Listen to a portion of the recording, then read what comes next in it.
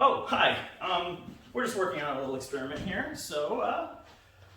This is week 9, and this week we're going to be discussing what are the states of energy. Now, as you recall, matter has 4 states. It has solid, liquid, gas, and plasma. Like lightning in the sun is the plasma. So when we're looking at energy, it also has states that we've discovered. And we're going to take a look at those states. But first, we have to go way, way, way, way back to the beginning of everything, where that singularity, that compression of all energy and mass just came to a small point and then finally expanded out. And when it expanded out, it released all of those subatomic particles, and all of those subatomic particles are actually just energy. They're just different forms of energy. You have your quarks, which is your up, down, strange, charm, top, bottom. Thanks, Miss Kim. Good at it. You have leptons, which are like your electrons.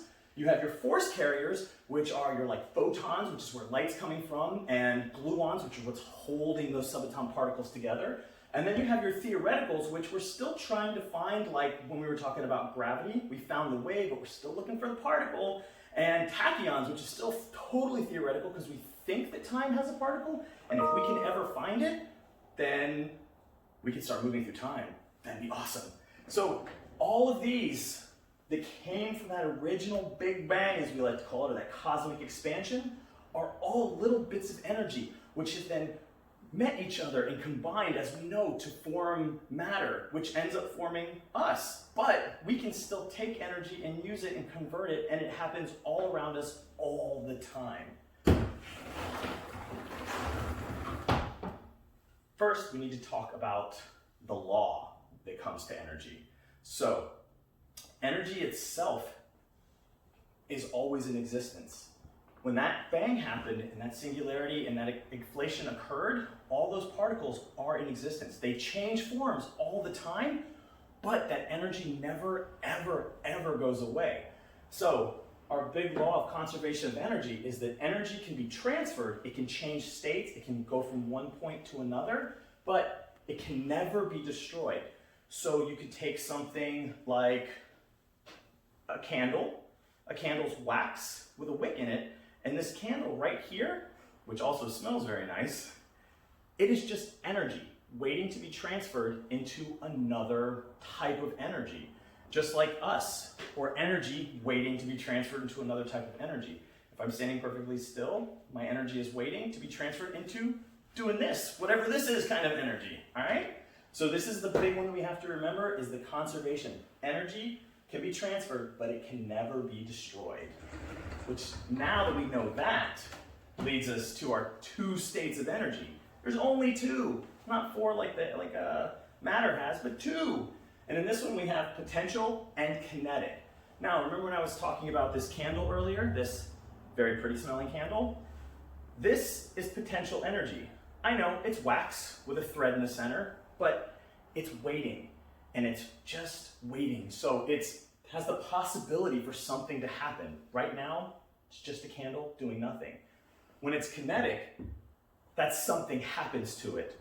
This, when you light it, will start to burn and release light and heat energy. So this is actually light and heat energy in another state and form. A good way to remember the 2 between potential and kinetic is your verb. This right here, if you remember, is your verb. It's a big round ball, right? It's always moving around, it's always active, it's doing something. So if it's doing something, it is kinetic energy. But potential energy would be like the big blue ball. It's not doing anything, it's just sitting there. Hi, Miss Kim. Hi. It's being held by Miss Kim, which is holding is kinetic. So this is your kinetic, and this is your potential. Not really doing much. All right, bye. There you go. So, for your drawings, we're going to have potential. Here's our little potential person, just standing there looking at this 100-kilogram load. They're like, I see it. I've got energy that's waiting to be used to push it. So whenever they're pushing it, it becomes a kinetic energy. They have become kinetic. They're actively pushing that 100-kilogram load. They're pushing that heavy weight across. So potential, just waiting to do something. Kinetic, pushing it through. A couple examples that we use a lot in our science classes are baking soda. Most of you know baking soda. These are experiments you can do at home as well. Baking soda is a beautiful form of potential energy.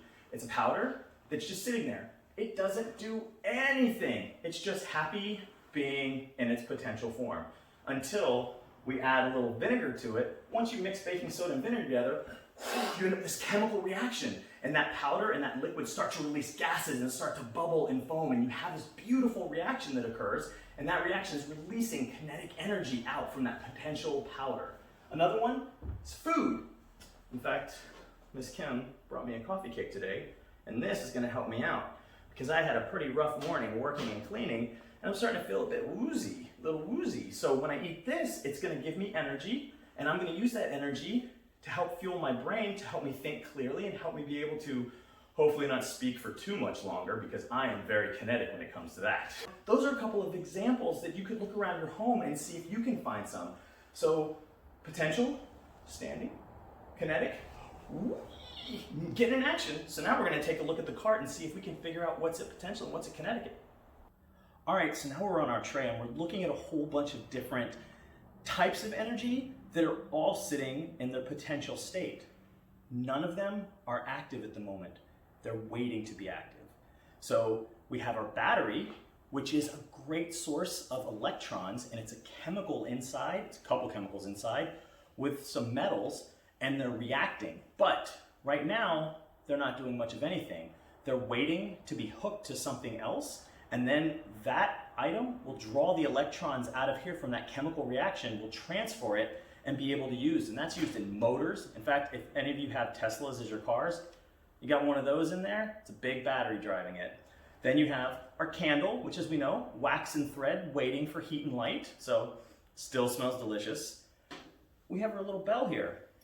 It's just sitting at potential, but I'm going to use mechanical energy to hit the side, releasing sound energy. So there's two energy transfers from me using my finger and pushing down once. And I believe that's a 1 calorie transfer, actually. Then there's a clothespin. We don't really use these much anymore, but sometimes you still get them for projects. There is a lot of potential energy stored in the center, in the metal piece, and when you squeeze it open, you can feel how much energy is being held by how strong you have to push down in order to get that to open. And then we'll use it to hold things up. Whoop. And now it's sitting, holding that energy right there, kinetically holding against it. Then you have your magnets. Now magnets form a magnetic field, so it's really always moving. It's always in a kinetic state, and then as things interact with it on the outside, it changes how much of its kinetics it's working on. Then we have the yo-yo, which I used to be really good at and I really love, but as you can see, when it's just sitting there or being held, it's just at a static state until you let it go, and then you'll see the kinetic energy as gravity is pulling it down and bringing it back up.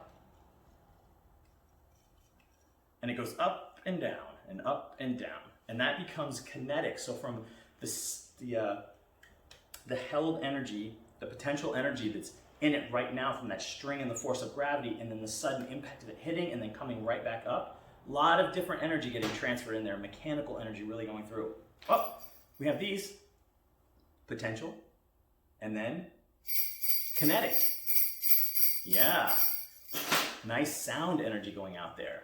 Of course, you have your flashlights, and these have batteries once again in them to create photons. So you get your light coming out of it, and you end up with those photons being transferred from the battery, which is chemical potential energy, transferred into electrical energy, which hits a tiny light inside of here, and then transfers that to photon energy coming up. There is a ton of energy transfer happening in here, all the way through, from the very core of it, all the way out, tons of it. And then, one of my personal favorites, food. This is a big batch of calories, just nothing but delicious smelling calories. And I've been getting a bit woozy today, and I haven't really had breakfast, so Miss Kim brought this for me, and I'm about to chow down on it. I believe it's called nom noms in the scientific field, so I'm gonna have me some nom noms and let my head clear out, because I'm gonna take that in. My body's gonna use a chemical reaction to convert those and then put it in my blood, and then my blood's gonna take those sugars, put it up in my brain. It's gonna help clear my mind and give my brain energy so that I can think better, which is why it's always important to have a really good breakfast. So now you can remember, look around your house, look around your school, look around everything, and see what's sitting at potential, and then find out how it interacts to transfer that kinetic energy. And until next week, bye!